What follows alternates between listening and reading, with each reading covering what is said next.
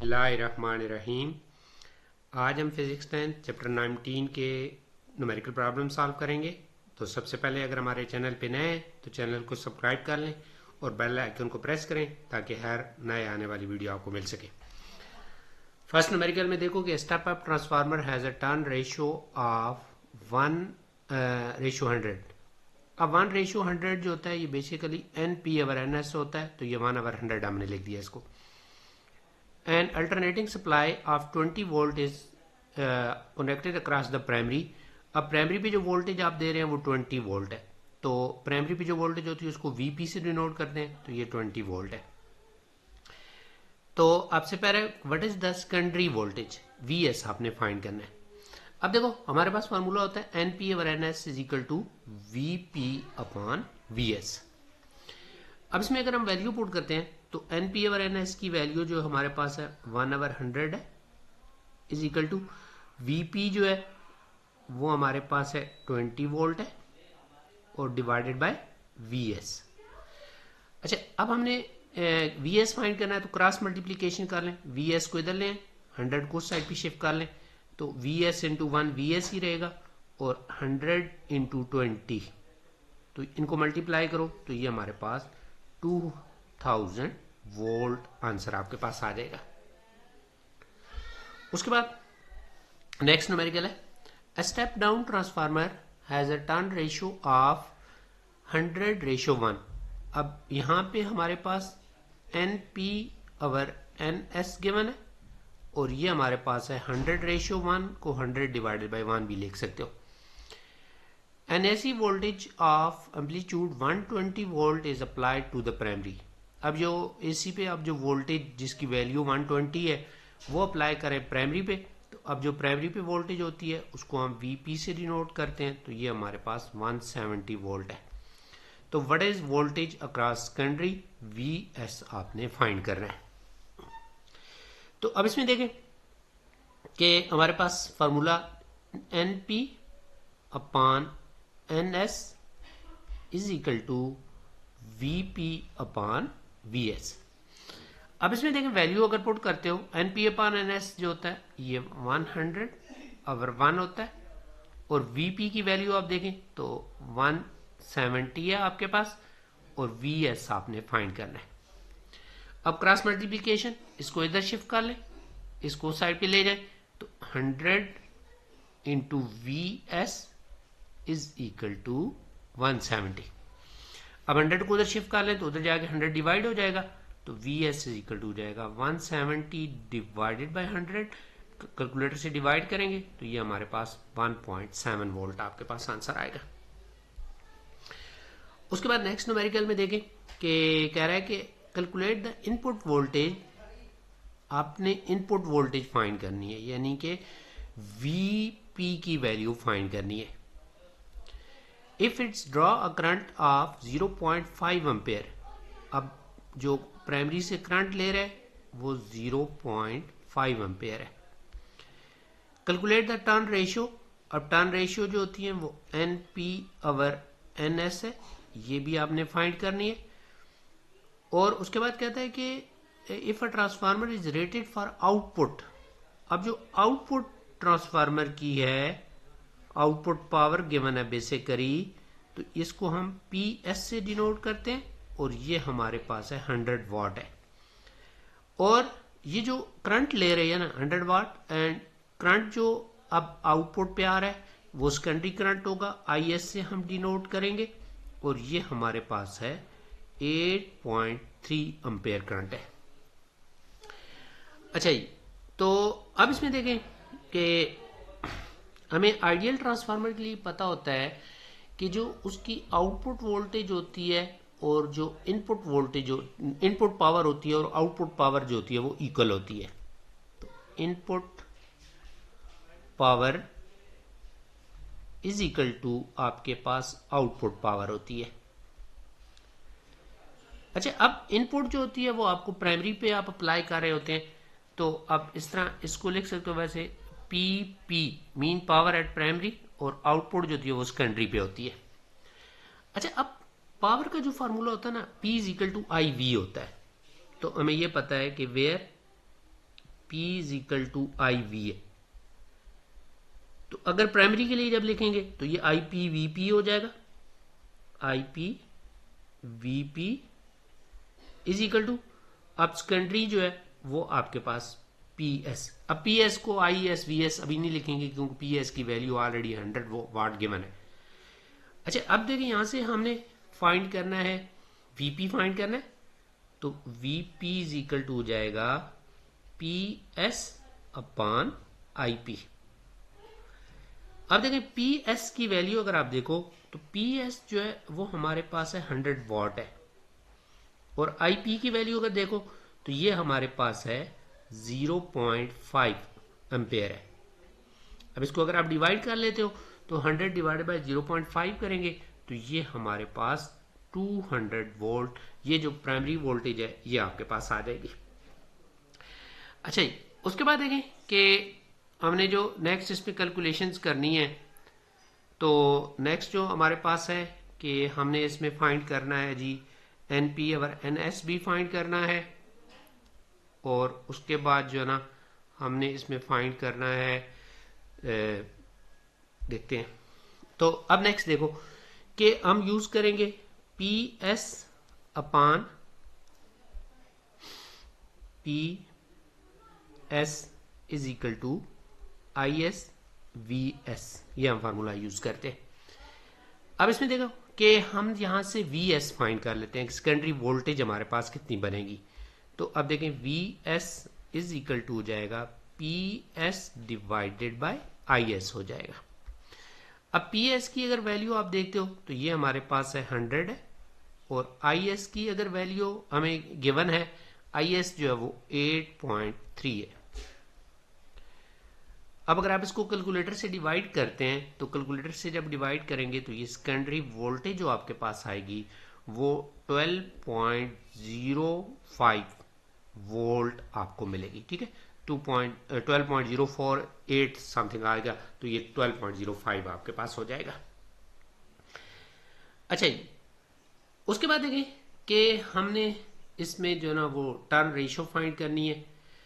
अब turn ratio find करने के लिए हमारे पास जो VP over V S is equal to N P over N S, VP upon V S is equal to N P upon N S. अब हमने N P upon N S basically निकालना है, तो इसको साइड चेंज कर लेते हैं। N P upon N S हम लेफ्ट साइड पे लिख लेते हैं, N P upon N S is equal to आपके पास हो जाएगा वीपी अपॉन वी एस। अब देखो वीपी जो प्राइमरी पे वोल्टेज है वो हमने जो अभी निकाली है प्राइमरी पे वोल्टेज, तो प्राइमरी पे वोल्टेज जो है वो आपके पास है 200 वोल्ट है। तो हम इसमें वैल्यू पुट कर देते हैं, 200 volt divided by we S अभी आपने निकाली है 12.05 है, 12.05। अब अगर आप इनको डिवाइड करते हो तो जब डिवाइड आप करेंगे तो ये हमारे पास आ जाएगा 16.6 आएगा, 16.6। तो ये N P over N S की वैल्यू आ जाएगी। अच्छा अब इसके डिवाइडेड बाई कुछ भी नहीं है ना, तो आप इस तरह भी लिख सकते हैं N P upon N S is equal to 16.6 divided by 1 आपके पास आ जाता है, और इसको आप इस तरह भी लिख सकते हैं 16.6 रेशियो 1, ये आपके पास आंसर आ जाएगा। अच्छा अब इसमें देखें कि अब ये जो ट्रांसफार्मर है ये कौन सा है, स्टेप अप ट्रांसफार्मर है या स्टेप डाउन आपके पास ट्रांसफार्मर है। तो अब इसमें आपने देखना है कि इसमें हमारे पास इनपुट पे जो वोल्टेज है, इनपुट जो वोल्टेज है यानी जो प्राइमरी पे जो वोल्टेज आप दे रहे हो वो हमारे पास है 200 वोल्ट है, और जो आउटपुट वोल्टेज है जो सेकेंडरी पे जो वोल्टेज है वो आपको मिल रही है 12.05 वोल्ट है।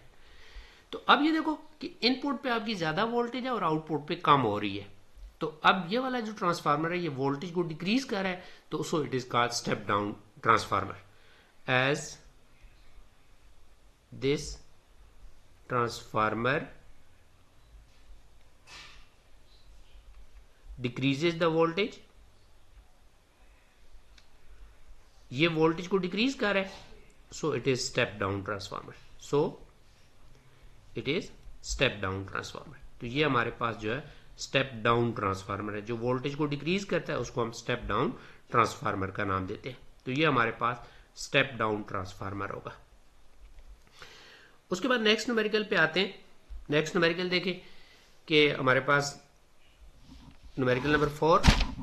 अब न्यूमेरिकल नंबर 4 में कह रहा है कि calculate the output power output current of the following step down transformer.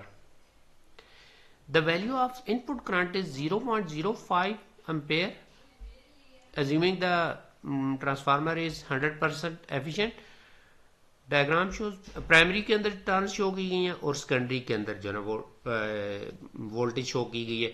ये वाली जो साइड है ये हमारे पास प्राइमरी है, जहाँ पे आप मेन इनपुट देते हो, ये प्राइमरी आपकी कॉइल है। ये हमारे पास सेकेंडरी है, जहाँ पे हमने आउटपुट देना है, वो वाली साइड हमारे पास सेकेंडरी है। तो अब देखें, अगर इस पे देखें तो ये हमारे पास वीपी हम कहेंगे 230 जो वोल्ट है, ये हमारे पास वीपी है। उसके बाद देखें कि ये जो 8000 है ये नंबर ऑफ टर्न्स हैं प्राइमरी के अंदर, एनपी हम कह देते हैं। और ये हमारे पास जो 6 वोल्ट है ना, ये सेकेंडरी पे वोल्टेज है, इसको हम वीएस का नाम दे देते हैं। तो अब हम देखते हैं जो डाटा हमें गिवन है, वीपी जो है वो 230 वोल्ट है आपके पास। एनपी जो है वो हमारे पास 8000 टर्न्स हैं प्राइमरी के अंदर। सेकेंडरी पे जो वोल्टेज है वो हमें 6 वोल्ट गिवन है। अच्छा, उसके बाद देखो कि जो इनपुट पे करंट है, ये देखें इनपुट पे, अब इनपुट प्राइमरी पे होती है तो इनपुट जो करंट होता है प्राइमरी करंट होता है। तो आई पी की वैल्यू जो आपको गिवन है वो 0.050 एम्पेयर है आपके पास। अच्छा, अब आपने जो फाइंड करना है वो आपने करनी है आउटपुट पे या सेकेंडरी पे जो आपकी पावर होगी, पी एस आपने फाइंड करनी है। Calculate the output power find करनी है। और दूसरा आपने आउटपुट पे करंट यानी कि सेकेंडरी करंट जो होगा ये आपने फाइंड करना है। अच्छा, अब आपके पास आइडियल ट्रांसफार्मर होता है तो आपको पता है कि output power is equal to input power, input power is equal to output power आप लिख सकते हैं। Input power is equal to input power is equal to output power. अच्छा, अब इसमें देखें कि जो आउटपुट पावर होती है, इनपुट पावर जो होती है वो प्राइमरी पे होती है तो पी लिख सकते हैं, और आउटपुट पावर आपकी सेकेंडरी पे होती है तो पी एस आप इसको लिखेंगे। अच्छा, तो अब देखेंगे जो हमने सेकेंडरी पे जो है ना फाइंड करनी है पावर, तो अब हमारे पास पावर का formula P is equal to I V होता है। तो ये प्राइमरी पे है तो आई पी वी पी कहेंगे, और पी एस फाइंड करना है तो इसलिए इसका फार्मूला नहीं लगाने की जरूरत। अब इसमें वैल्यू पुट करें। आई पी की वैल्यू जो हमें गिवन है वो हमारे पास है 0.05 एम्पेयर है, और जो प्राइमरी पे वोल्टेज हमें गिवन है वो 230 वोल्ट है। तो ये हमारे पास सेकेंडरी पावर आएगी। अब अगर आप कैलकुलेटर को यूज करें और कैलकुलेटर को यूज करके इसका आंसर निकालेंगे तो ये हमारे पास आ जाएगी 11.5। अब ये पावर है तो पावर का यूनिट जो होता है हमारे पास वाट होता है, तो ये हमारे पास 11.5 वाट आपके पास आंसर आएगा। अच्छा, अब इसी डाटा को यूज करते हैं और हमने जो फर्दर हमने सेकेंडरी करंट फाइंड करना है वो निकालते हैं।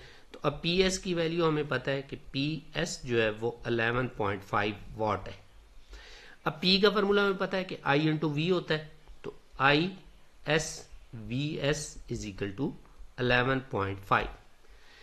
अब हमने आई एस फाइंड करना है तो हम ऐसे करते हैं, वी एस को उधर शिफ्ट कर लेते हैं, वी एस उधर जाके डिवाइड हो जाएगा तो I S is equal to हो जाएगा 11.5 डिवाइडेड बाय वी एस। अब इसमें वैल्यू पुट करें तो ये हमारे पास हो जाएगा जी 11.5, और वी एस की जो वैल्यू है हमारे पास गिवन है 6 है। अब इसको डिवाइड करो, तो डिवाइड जब करेंगे तो ये हमारे पास कैलकुलेटर से डिवाइड करके आंसर 1.9, और ये करंट है तो करंट का यूनिट आपके पास एम्पेयर होता है, तो इस तरह हमारे पास ये 1.9 एम्पेयर आंसर आएगा। उसके बाद ही नेक्स्ट न्यूमेरिकल पे आते हैं। अब जो नेक्स्ट न्यूमेरिकल हमें गिवन है कि a transformer in an adapter setup step up 115 volt to 230 volt. अब ये स्टेप अप वोल्टेज कर रहा है, तो आप जो प्राइमरी पे वोल्टेज इसको दे रहे हैं, ये प्राइमरी पे 115 है और आउटपुट पे सेकेंडरी पे जो वोल्टेज है वो आपको 230 दे रहा है। तो आप लिखेंगे कि जो प्राइमरी पे जो आपके पास वोल्टेज है 115 वोल्ट है, और जो सेकेंडरी पे ये वोल्टेज दे रहा है वो आपको 230 वोल्ट दे रहा है। Needed for the hair dryer a current of 5 ampere flow through the hair dryer। अब ये हेयर ड्रायर को ऑपरेट कर रहा है और हेयर ड्रायर जरा आउटपुट पे लगा होता है, तो हेयर ड्रायर को जो करंट चाहिए वो 5 एम्पेयर चाहिए।